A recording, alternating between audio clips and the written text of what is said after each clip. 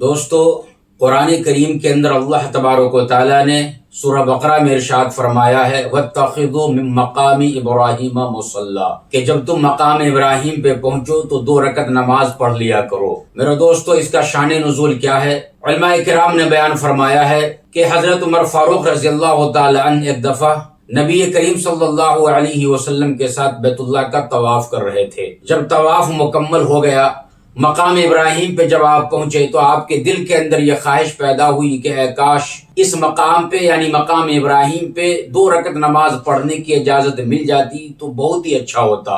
نبی کریم صلی اللہ علیہ وسلم سے آپ نے ارشاد فرمایا تو پھر حضرت جبرائیل علیہ السلام قرآن کریم کی اس آیت کو لے کر حاضر ہو گئے۔ چنانچہ قرآن کریم کے اندر ارشاد فرمایا گیا وَاتَّخِذُوا مِن مَّقَامِ إِبْرَاهِيمَ مُصَلًّى، چنانچہ اسی وقت سے مقام ابراہیم کے پاس 2 رکعت نماز پڑھنے کا حکم دے دیا گیا۔ لہٰذا جو بھی مسلمان عمرہ کرنے یا پھر حج کرنے کے لیے جائیں اور طواف جب کر لے مکمل تو ایسی صورت میں پھر اس کے بعد مقام ابراہیم پہ 2 رکعت نماز پڑھنا انہیں چاہیے۔ پڑھنے کا حکم قرآن کریم کے اندر بیان فرمایا گیا ہے۔